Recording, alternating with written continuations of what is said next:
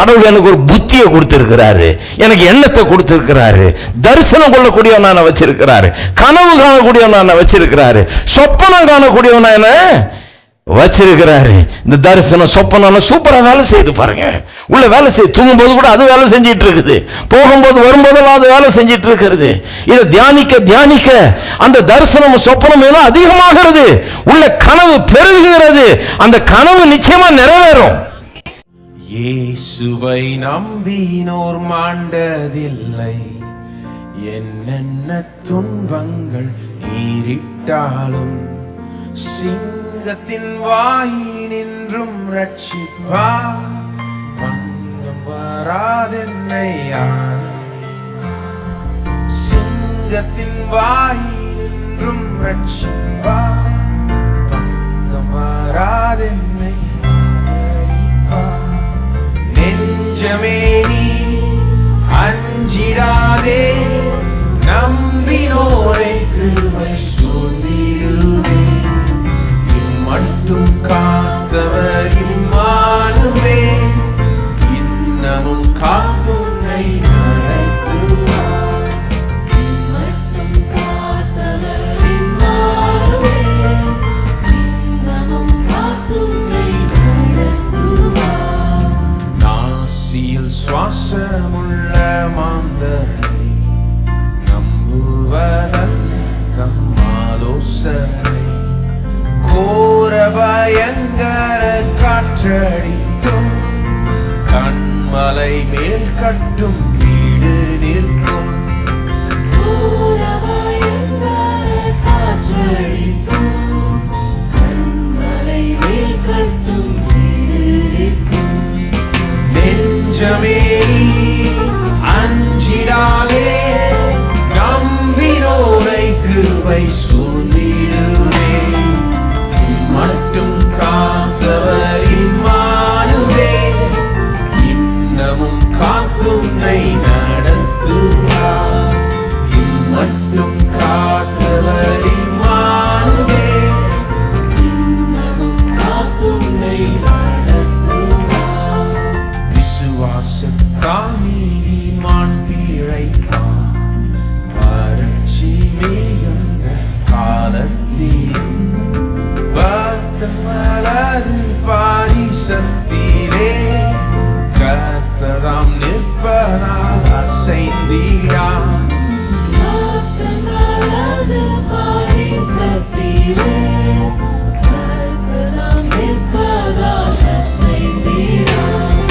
நெஞ்சமே நீ அஞ்சிடாதே, நம்பினோரை கிருபை சூழ்ந்திடுதே, மட்டும் காத்தவர் இம்மானுவேல், இன்னமும் காத்துன்னை நடத்துவார், மட்டும் காத்தவர் இம்மானுவேல், இன்னமும் காத்துன்னை நடத்துவார்.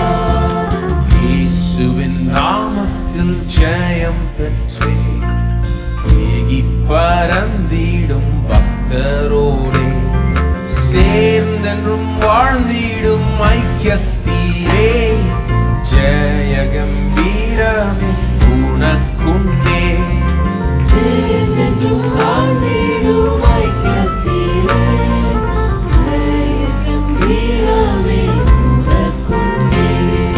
நெஞ்சமே நீ அஞ்சிடாதே, நம்பினோரை கிருபை சூழ்ந்திடுதே, மட்டும் காத்தவர் இம்மானுவேல், இன்னமும் காத்துன்னை நடத்துவார், மட்டும் காத்தவர் இம்மானுவேல், இன்னமும் காத்துன்னை நடத்துவார். அங்கே அநேக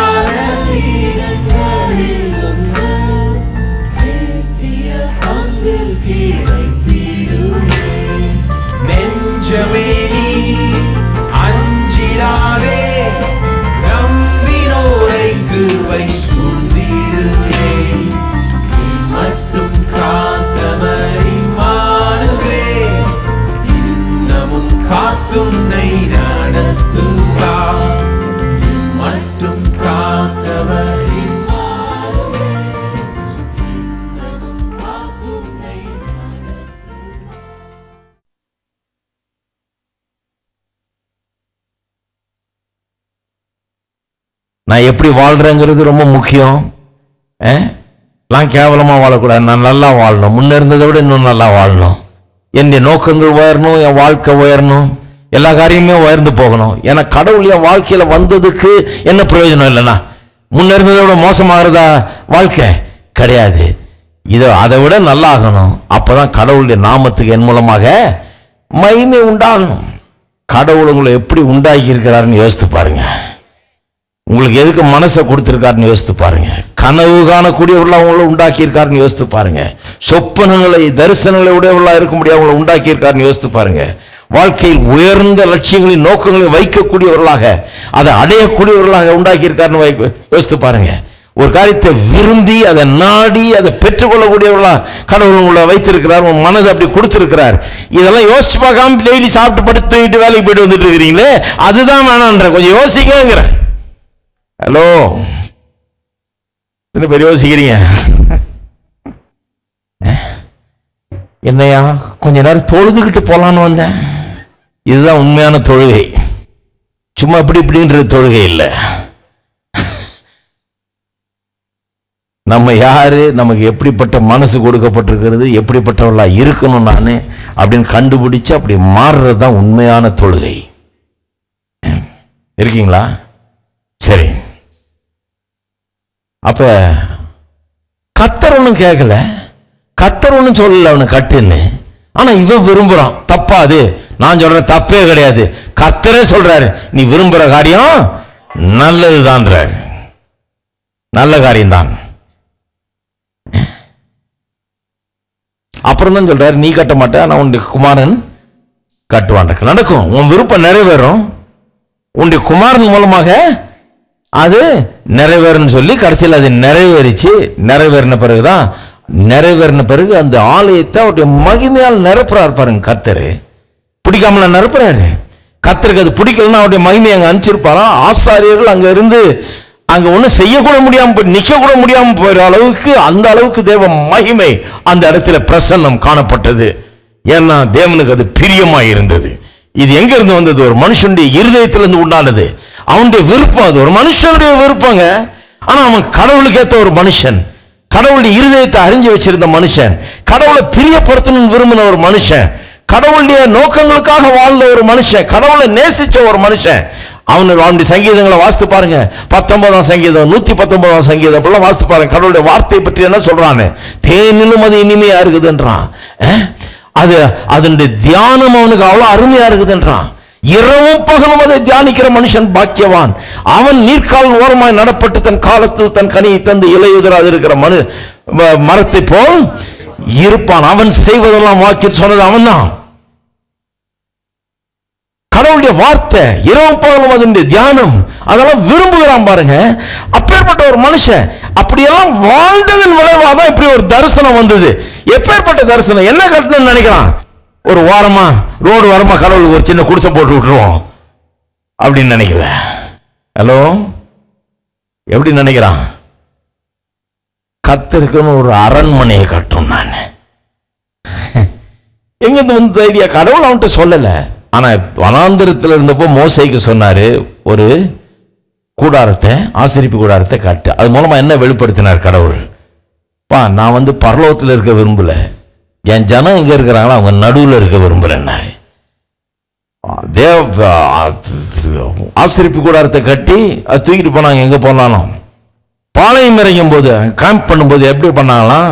ஆசரிப்பு கூடாரத்தை நடுவில் போடுவாங்க. சுத்திலும் 4 திசையிலும் 3 கோத்திரங்கள் பாளையம் இறங்குவாங்க. நடுவில் அந்த ஆசரிப்பு கூடாரம். அந்த ஆசரிப்பு கூடாரத்துக்குள்ள ஒரு உடன்படிக்கை பெட்டி, மகா பரிசுத்த ஸ்தலம், அங்கதான் தேவன் இருக்கிறார் அப்படிங்கிற ஒரு போதனை இதெல்லாம் கொடுத்தாரு. என்ன சொல்ல விரும்புறாரு? நான் அங்க இருக்க விரும்பலப்பா, உங்க கூட தான் இருக்க விரும்புறேன். ஜனங்க மத்தியில் இருக்க விரும்புறேன். அவங்கெல்லாம் என்ன சுத்தி இருக்கணும், நான் அது மத்தியில இருக்கணும். எத்தனை பேர் அப்படி வருவீங்க? உங்க குடும்பத்தின் மத்தியில் நீங்க இருக்க விரும்புறீங்க, உங்க குடும்பத்தோட இருக்கணும்னு விரும்புறீங்க இல்லையா? அப்படிதான் நம்ம விரும்புறோம். கர்த்தர் என்ன சொல்றாரு? என் குடும்பம் இங்கே இருக்குது, நீங்க தான் என் மக்கள், நான் உங்க மத்தியில் இருக்க வேணும்னு அவர் விரும்புறாரு. அது வனாந்திரத்துல ஆசரிப்பு கூடாரம். அது வந்து டெம்பரரி டென்ட் மாதிரி அப்பப்போ போட வேண்டியது, மடிக்க வேண்டியது, போக வேண்டியது அப்படி இருந்தாங்க. ஆனால் வந்து செட்டில் ஆன பிறகு, கானான் தேசத்துல வந்து செட்டில் ஆன பிறகு அப்புறம் தான் தாவீது யோசிக்கிறான், அதோட அங்க டென்ட் போட்டாங்க, பரவாயில்ல, கர்த்தர் நம்ம கூட இருக்க விரும்புறாரு. இந்த ஆசரிப்பு கூடாரம், அந்த மகாபரிசுத்த ஸ்தலம், இந்த உடன்படிக்கப்பட்ட எல்லாம் அதை தானே காமிக்குது, கர்த்தர் நம்ம மத்தியில் இருக்க விரும்புறாருன்னு. அவருடைய விருப்பம் அப்படி இருக்கு, அதுதானே. நான் கர்த்தருக்கு ஏதாவது செய்யணுமே, என்ன சும்மா ஆடு மேய்ச்சிட்டு இருந்தேன், உனக்கு பெரிய ராஜாவாக்கி இருக்கிறாரு, நான் அவருக்கு என்ன விருப்பம்னு யோசிக்கணுமே. அவரை எப்படி நான் பிரியப்படுத்துறது, அவருக்கு விருப்பமானதை நான் அப்படி செய்யறது. அப்பேற்பட்ட ராஜாதி ராஜாவுக்கு நான் என்ன செய்யறது? எனக்கு இவ்வளவு பண்ணியிருக்காரு. ஒரு சாதாரணமா இருந்தவனை எடுத்து, ஒரு சின்ன பையனை எடுத்து அவ்வளவு பெரிய கோலியாத்தை ஒரே சின்ன கல்லுல காலி பண்ண வச்சாரே கடவுள். அவ்வளவு பெரிய வெற்றி எனக்கு தந்தவர். என்ன சும்மா சாதாரண நிலையிலிருந்து அற்பமா இருந்தவனை, சொற்ப ஆடுகளை பார்த்துட்டு இருந்தவனை எடுத்து ஒரு ராஜாவாக்கி திருமண பக்கத்தெல்லாம் ஜெயத்தை கொடுத்தாரு. எல்லா யுத்தத்திலும் வெற்றி. ஒரு மனுஷனை எடுத்து நிக்க முடியல. ஒண்ணுமே இல்லாத இருந்த என்ன எடுத்து பெரிய செல்வந்தனா மாட்டினாரு, கனமானா என்ன மாற்றி இருக்கிறாரு. இந்த ராஜாதி ராஜாவுக்கு நான் என்ன செய்யறது? எங்கிருந்து வந்ததுன்னு சொல்றேன் அந்த எண்ணம். ஆலயத்தை கட்டணுன்ற எண்ணம் எங்கிருந்து வருது? இந்த ராஜாதி ராஜாவுக்கு, இவ்வளவு பெரிய தேவனுக்கு, இவ்வளவு நல்ல ஒரு கர்த்தருக்கு நான் என்ன செய்யறது? நான் நல்லா யோசித்து பார்க்கிறேன். புராணம் விளங்குது. ஆசரிப்பு கூடாரம் கடவுள் வந்து மத்தியில் இருக்க விரும்புகிறார். அப்போ நான் கொண்டாந்து எங்கள் ஊர் மத்தியில் அவரை வச்சுக்க போகிறேன். இங்கே கொண்டாந்து அவருக்கு பெஸ்ட்டாக ஒரு இடத்துல ஒரு அரண்மனை போல கட்ட போகிறேன் சொல்லிட்டு, நூற்றுக்கணக்கான கோடிக்கு தங்கமும் வெள்ளியும் மரச்சாமான் அதையும் இதையும் இவன் பர்சனலாக கிஃப்ட் பண்ணுறான் பாருங்க. பெரிய ராஜா இவன் ராஜா தன்னுடைய ஆஸ்தியிலிருந்து நூற்றுக்கணக்கான கோடி கொடுக்குறான். அவன் கூட இருந்த மந்திரிங்க மற்ற எல்லாரும் வந்து கொடுக்குறாங்க. எல்லாரும் வந்து கோடான கோடி ரூபாய் கொட்டுறாங்க, ஜனங்களும் கொட்டுறாங்க. அப்படிதான் அந்த வேலை நடந்தது. அந்த தேவாலயத்தை எவ்வளோ செலவழிச்சு கட்டினாங்க, எவ்வளோ நாளாக கட்டினாங்க எல்லாம் பார்த்தீங்கன்னா, ஒரு ஆடு மேய்க்கிறவன் பண்ணுற வேலையாதுன்பீங்க நீங்கள். ஹலோ, ஒரு ஆடு மேய்க்கிறவன் பண்ற வேலையாம்பீங்க. நான் சொல்றேன், கடவுளோட கூட்டு சேர்ந்தா, அவருடைய உடன் வேலை ஆளானா, உடன் வேலையாட்கலாம் மாறினா, நான் சொல்றேன் உங்க லெவலே வேற லெவலுக்கு போயிடும். கர்த்தர் நம்ம லெவலை உயர்த்துறதுல தான் இருக்காரு பாருங்க. எப்படி லெவலை உயர்த்துறாரு? மைண்டை உயர்த்துறது மூலமா தான் லெவலை உயர்த்துறாரு. சும்மா அப்படி லெவலை உயர்த்த முடியும்? மைண்டை உயர்த்தினாதான் லெவலை உயர்த்த முடியும். இருக்கீங்களா?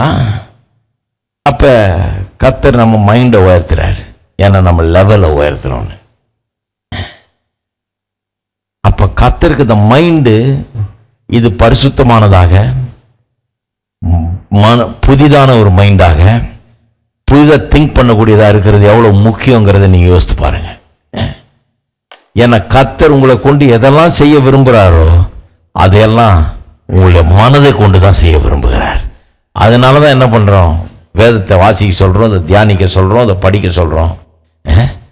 அவன் பாருங்க, தாவீது படித்து இதை தியானிச்சு ஒரு முடிவுக்கு வந்துட்டான். கர்த்தர் பெரியவர், அவரே பெரியவர், குப்பையிலிருந்து உயர்த்துகிறவர், புழுதியிலிருந்து தூக்குகிறவர், பிரபுக்களோடும் ராஜாக்களோடும் உட்கார செய்கிறவர். கர்த்தர் பெரியவர். இந்த கர்த்தர் லேசான ஆள் இல்லை. அவர் நினைச்சா எதையும் செய்ய முடியும். அவரால் கூடாத காரியம் ஒன்றுமே கிடையாது. வானத்தையும் பூமியும் உண்டாக்கினவர் அவர் என்னுடைய கர்த்தர், அவர் பெரியவர், அவர் நல்லவர், அவர் உயர்ந்தவர் என்ற தீர்மானம்லாம் வந்துருச்சு அவனுக்கு. அப்புறம் இன்னொன்று யோசித்து பார்க்குறான், அவரு என்னுடைய ஆண்டவராக இருக்கிறதுனால, கர்த்தர் என் மெய்ப்பராக இருக்கிறதுனால நான் தாழ்ச்சி அடையேன். அவர் என்னை வாழ வைக்கிறவர், என்ன நல்லா வைக்கிறவர், நான் தாழ்ச்சி அடையவே. எண்ணம் உயர ஆரம்பிக்குது பாருங்க. எண்ணம் உயர்ந்ததுனால தான் இப்படி ஆயிரக்கணக்கான கோடி ரூபாய் செலவழிச்சு ஒரு டெம்பிளை கட்டுறதுக்கு, தேவாலயத்தை கட்டுறதுக்கு அவனுக்கு மனசே உண்டாச்சு. சிலர் நினைக்கிற மாதிரி கர்த்தர் அவனை பார்த்து, உனக்கு எவ்வளோ கொழுப்பு இருந்தா இத்தனை 1000 கோடி செலவழிச்சு இந்த மாதிரி ஒரு டெம்பிளை. ஆனால் சிலர் வந்து ரொம்ப ரொம்ப கர்த்தரை விட ஞானிகள் இந்த உலகத்தில் இருக்கிறாங்க. இதே ஒன்று செஞ்சாலே அவங்க அது ஒரு கிரிட்டிசிசம். இவ்வளோ கர்த்தருடைய பணத்தை இப்படி யூஸ் பண்ணி, இப்படி வேஸ்ட் பண்ணி, அப்பா அப்படியே கர்த்தர் இங்க இங்க இங்க காலனாவும் அங்க அரையனாவும் பேரம் பேசி எல்லாம் பண்ற மாதிரி பேசுவாங்க அவங்க. கர்த்தருடைய காசை இப்படி வேஸ்ட் பண்ணி இவ்வளோ பண்றதா, இதெல்லாம் தேவையா? ஒரு சின்ன இது பண்ணி பாருங்க, எல்லாத்துக்கும் அப்படிதான் பேசுவாங்க. அதனாலதான் அந்த மாதிரி ஆட்கள் நான் வச்சுட்டு ஒண்ணுமே செய்ய முடியாது. அது விளங்காம சில சர்ச்சில் என்ன பண்றாங்க, அவங்கள்ட்ட போய் சொல்லிட்டு கிடப்பாங்க, இது வாங்கணுங்க, இது 1.5 லட்சம் ரூபா ஆகுது, இது எல்லாம் சேர்ந்து நம்ம ஏதாவது பண்ணுவோம், இதுக்கு ஒரு டிக்கெட் அடிச்சு எல்லாரும் கொடுத்து கொண்டு போய் வித்துட்டு வாங்க அப்படின்னா அவன் கிரிட்டிசைஸ் பண்ண தான் செய்வான். இதுக்கு ஒரு டிக்கெட் அடிச்சு நம்மளை விற்க சொல்றாரு, இவ்வளவு விலை கொடுத்து வாங்கணுமா? அதை எதுக்கு? இது 1.5 லட்சம் கொடுத்து வாங்குவானே, 5000 ரூபாய்க்கு நான் வாங்கி தர்றேன், தகர டப்பால விற்கிது. அது போதாதா? என்ன மனுஷனை கேட்டீங்கனாலே நிச்சயமா பிடிச்சி கீழே இழுத்துருவான் பாருங்க. அவன் லெவலுக்கு தகர டப்பா லெவலுக்கு கொண்டு வந்துருவான். நான் அதனாலதான் கேட்கறதே கிடையாது. மனுஷன் கடவுள் காமிக்கிறாரா, மனசுல வச்சுக்கிறேன். கடவுள் செய்ய சொல்றாரா, என் மனசுல வைக்கிறேன். நான் அதை தியானிக்கிறேன். கடவுள் எவ்வளவு பெரியவர், எவ்வளவு அற்புதமானவர், எவ்வளவு உயர்ந்தவர், எவ்வளவு உன்னதமானவர். அவரால் கூடாத காரியம் ஒன்றுமே கிடையாது. என்கிட்ட ஒண்ணும் இல்லாம இருக்கலாம், என்கிட்ட இப்ப முடியாம இருக்கலாம். நான் யார்கிட்ட போய் கேட்க போறது இல்லை, யார்கிட்ட போய் இதை செய்வோம் அதை செய்வோம், இவ்வளவு ஆகுது எப்படியாவது கொஞ்சம் உதவி செய்ய நான் சொல்ல போறது இல்லை. ஏன்னா சொன்னார்னா அவங்கள்ட்ட போய் கேட்டீங்கன்னா அவங்க என்ன புடிச்சு கரை தரன்னு இழுத்துக்கிட்டு கீழே அதுல பாதாளத்துல விட்டுருவாங்க உங்களை. ஹலோ, கர்த்தர் சொன்னார்னா நான் என்ன பண்ணிக்கிறேன், மைண்ட்ல வச்சுக்கிறேன். மைண்ட்ல வச்சுக்கிட்டு அந்த ஜபத்துல கொண்டு போறேன். அது என்னுடைய விருப்பமாய் மாற்றுகிறேன், அது என்னுடைய நோக்கமா மாற்றுகிறேன். கடவுள் எனக்கு ஒரு புத்தியை கொடுத்திருக்கிறாரு, எனக்கு எண்ணத்தை கொடுத்திருக்கிறாரு, தரிசனம் கொள்ளக்கூடியவன் நான் வச்சிருக்கிறாரு, கனவு காணக்கூடியவன் நான் வச்சிருக்கிறாரு, சொப்பனம் காணக்கூடியவன் என்ன வச்சிருக்கிறாரு. இந்த தரிசனம் சொப்பனம் சூப்பரா வேலை செய்து பாருங்க. உள்ள வேலை செய்ய தூங்கும்போது கூட அது வேலை செஞ்சிட்டு இருக்குது, போகும்போது வரும்போதெல்லாம் அது வேலை செஞ்சிட்டு இருக்கிறது.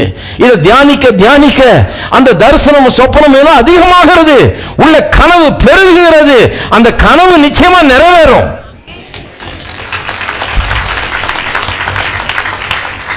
எவ்வளவு செலவானாலும் தெரியாது, நிறைவேறும். செலவழிச்சு பண்ணணுமாயா? இதுல எத்தனை பேருக்கு எவ்வளவு வேட்டி கொடுத்திருக்கலாம், எவ்வளவு சட்டை கொடுத்திருக்கலாம்.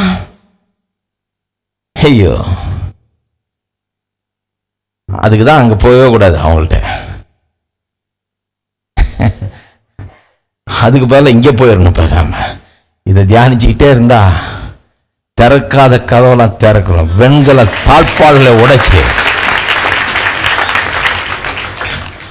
கொடுக்காதவனெல்லாம் கொடுக்க வச்சு கடவுள் பண்ணுவார் வேலையை. நம்ம வேலை கிடையவே கிடையாது. அது நம்ம யார்ட்டையும் போய் அழ வேண்டியதில்லை, நம்ம யார்ட்டையும் தொங்க வேண்டியதில்லை, ஒன்றும் பண்ண வேண்டியதில்லை. நம்ம இதை கனவு உள்ளத்துல வச்சோம்னா, அந்த டிசைரை உள்ளத்துல வளர்த்தோம்னா, கர்த்தருக்காக கர்த்தருடைய நாம மகிமைக்காக அதை செய்தே தீரவனும் மனசுல வச்சானா, கர்த்தர் நம்மளை பார்த்து சொல்றாரு, பரவாயில்ல நல்ல பெருசா யோசிக்கிறிய, இப்பதான் நம்மள மாதிரி ஆக விரும்புற, நீ இப்பதான் என்ன மாதிரி ஆகிட்டு இருக்கிற, அற்பனா இருந்த இப்ப பெரிய ஆளா மாறிக்கிட்டு இருக்கிற, இதுதான் எனக்கு பிடிக்குது, இப்படிதான் நீ யோசிக்கணும், இதுதான் இந்த நாமத்துக்கு மகிமை. நம்முடைய யோசனையே கர்த்தருடைய நாமத்துக்கு மகிமை. பாருங்க, ஒரு காரியத்தை இப்படிதான் செய்யணும்னு யோசிக்கிறோமே, அதுவே கடவுளுடைய நாமத்துக்கு மகிமை. ஆனா அது சில சொல்லும் போது சிலருக்கு வழங்க மாட்டேங்குது. அவங்க என்ன சொல்றாங்க, ஐயோ வேணாயா, அது வேஸ்டியா, கடவுளுடைய காசு அப்படி வேஸ்ட் பண்ணக்கூடாதியா. அட கடவுளை, கர்த்தர் என்னமோ இவங்க மாதிரி மார்க்கெட்டுக்கு போய் வெங்காயத்துக்கும் பச்சை மிளகாய்க்கும் அவன் 10 ரூபான்னு 5 ரூபாய்க்கு கேட்கிறவர் நினைச்சிட்டு இருக்கிறாங்க. மார்க்கெட்லயே விரட்டி விட்டுறாங்க இப்பெல்லாம், போ அப்படின்றாங்க. கேட்க வந்துட்ட விலை.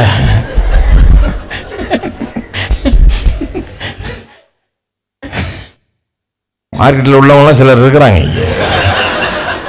விற்கிறவங்க சொல்றேன், பெரிய விலை கேட்க வந்துட்டேன். நாளைக்கு சொல்லிட்டு போறேன், பார்த்தாலும் அந்த கோயில்ல என்ன விலை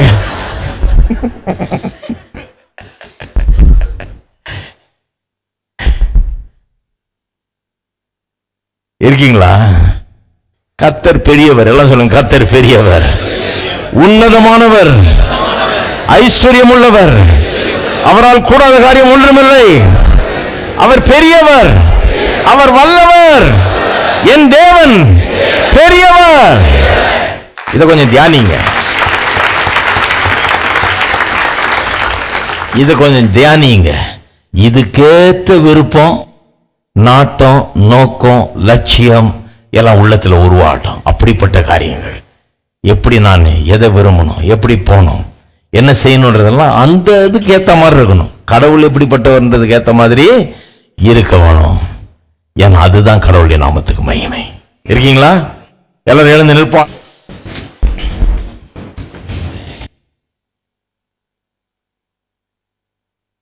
ஸ்தோத்திரம். எல்லாரும் கரங்களை உயர்த்தி நாம் கர்த்தரை ஸ்தோத்திரிப்போம். எங்கள் அன்பின் பிதாவே, இயேசுவின் நாமத்தில் மண்டையில் வருகிறோம். நல்ல தேவனை துதிக்கிறோம், ஸ்தோத்திரிக்கிறோம். இந்த காலை வேளையிலே மக்களுடைய உள்ளங்களோடு நீர் பேசினபடி ஆளுமுக்கு ஸ்தோத்திரம். கர்த்தாவே, நீர் எவ்வளவு பெரியவர் என்பதை நாங்கள் இன்றைக்கு தியானிக்கிறோம், எண்ணி பார்க்கிறோம். தாவீதை ஆடு மேய்த்து கொண்டிருந்தவனை ராஜாவாக்குறவர், உயர்த்துகிறவர், புழுதியிலிருந்து குப்பையிலிருந்து தூக்குகிறவர். கர்த்தாவே, இன்றைக்கு மக்கள் அதை உணரட்டும். சாதாரண நிலையிலிருந்து உயர்த்துகிறதே நீர். இன்றைக்கு ஒருவேளை சிலர் சாதாரண நிலையில் இருக்கலாம், ஆனால் என்றைக்குமே அப்படி இருக்க வேண்டிய அவசியம் இல்லை. சொப்பனங்களையும் தரிசனங்களையும் தருகிறவர். எங்களுடைய மனதை அதற்காகவே கொடுத்திருக்கிறீர். சிந்தனைகள் அதற்காகவே கொடுக்கப்பட்டிருக்கிறது. சித்தம் கொள்ளுகிற ஆற்றல் அதற்காகவே கொடுக்கப்பட்டிருக்கிறது. கற்பனை திறன் அதற்காகவே கொடுக்கப்பட்டிருக்கிறது.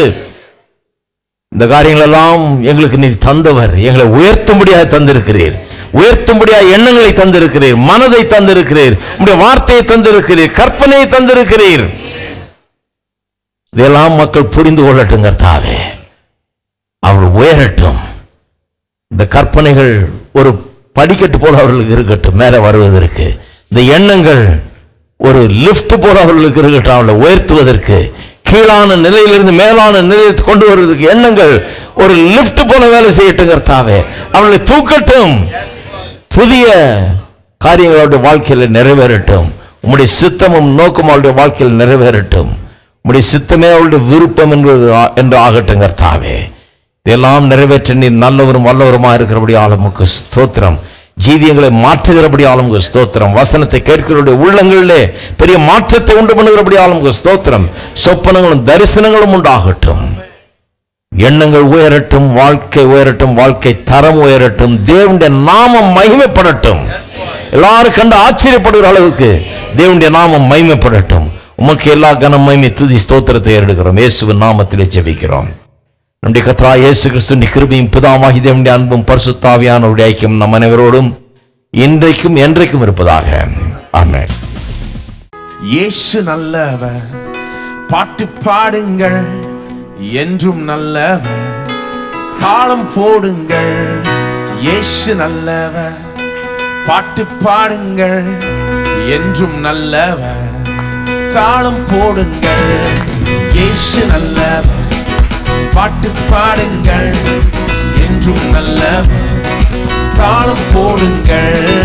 இயேசு நல்லவர், பாட்டு பாடுங்கள், என்றும் நல்லவர், ஆனந்த கீதங்கள் பாடிடுங்கள். ஆண்டவர் இயேசுவை உயர்த்திடுங்கள். ஆனந்த கீதங்கள் பாடிடுங்கள்.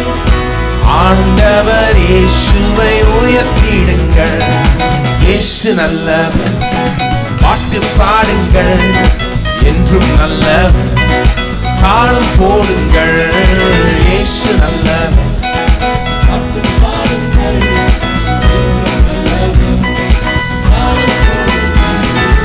இரக்கத்தில் ஐஸ்வர்ய சம்பந்தரவர். அவர் இரக்கங்கள் காலைதோறும் புதியவைகள்.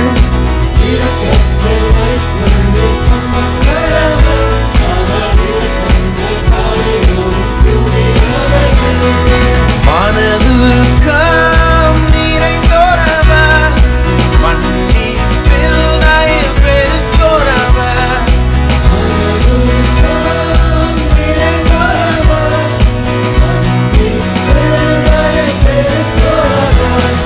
கர்த்தர் நல்லவர் என்று பறைசாற்றுங்கள். கர்த்தர் நல்லவர் என்று பறைசாற்றுங்கள். இயேசு நல்லவர், பாட்டு பாடுங்கள், என்றும் நல்லவர், தாளம் போடுங்கள்.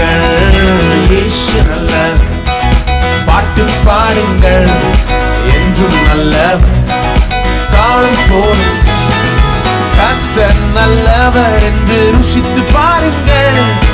அவர் மேல் நம்பிக்கை வைப்போம் பாக்கியவா.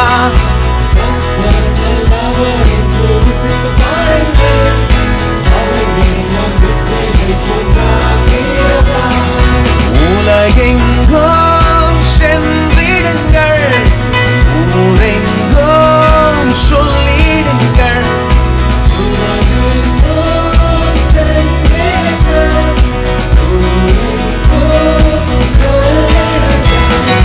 கர்த்தர் நல்லவர் என்று பறைசாற்றுங்கள். கர்த்தர் நல்லவர் என்று இயேசு நல்லவர். பாட்டு பாடுங்கள், என்றும் நல்லவர். தாளம் போடுங்கள், இயேசு நல்லவர். பாட்டு பாடுங்கள், என்றும் நல்லவர். தாளம் போடுங்கள். சாத்தானை சிலுவை மீதில் ஜெயித்தாரவர். சாவுக்கு முற்றுமாய் ஓடித்தாரவர்.